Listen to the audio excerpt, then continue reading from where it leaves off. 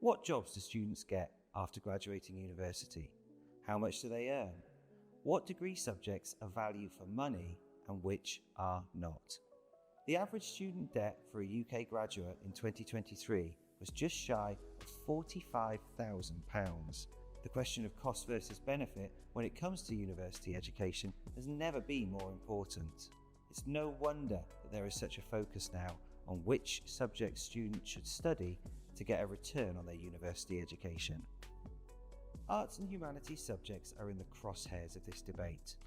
Most people accept that subjects like history, literature, art, philosophy and music have value on a personal and a cultural level. They make us happy, they enrich our society, and they help us to answer the big questions: who we are, how we feel, what's most important to us, the full range of human experience. But there is a question mark over their economic value.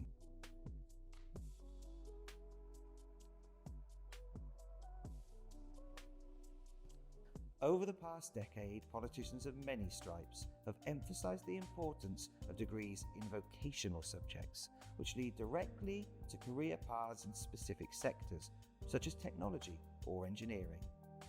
You'll often hear that these offer higher earnings and greater benefits to the economy, whereas arts and humanities degrees do not train students for specific jobs. So you may hear that if you're aiming for a good career, you'd best not study them.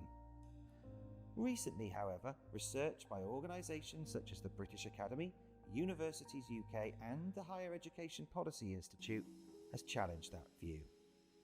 These studies suggest that there is little difference between the career prospects of arts and humanities graduates and those qualifying in other subject areas. What disparity does exist is largely the result of certain high-earning professions such as medicine, business and engineering, which skew the data as a whole. Over the long term, arts and humanities qualifications equip graduates with comparable earning power to their counterparts in other subject areas. Now, part of the problem here is that headline graduate outcome figures are usually based on what former students are doing just 18 months after they finish their course. That 18-month measure paints a misleading picture for the arts and humanities. Whilst those graduating from certain vocational subjects may well earn more than those from other disciplines to begin with, those differences even out over the course of a decade or so. Moreover, arts and humanities graduates are frequently able to make strong progress up the career ladder into roles attracting higher salaries. The key to that success is the extent to which arts and humanities degrees equip students with transferable skills like critical thinking, creativity, analysis, research, communication, and decision-making. These skills support career success in a wonderfully diverse range of jobs, from project management to the cultural sector, from financial technology to education to business leadership. Such skills are sometimes seen as intangible or even soft compared to the hard skills that some vocational subjects can offer.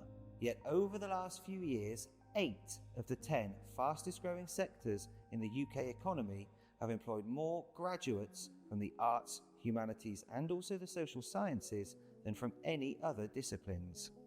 Having these transferable skills also means that arts and humanities graduates have more career options and greater flexibility within the workforce than those of many other disciplines.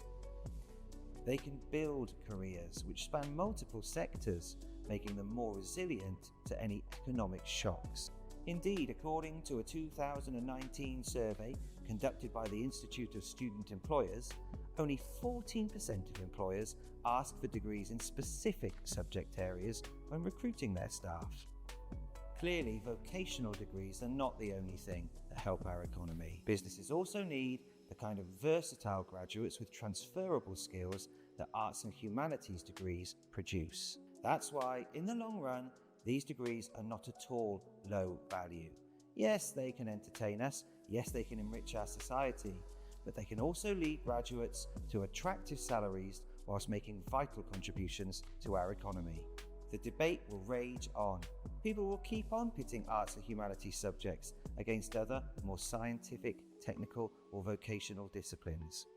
But in reality, we can see from the data that both sets of subjects are important to our economy.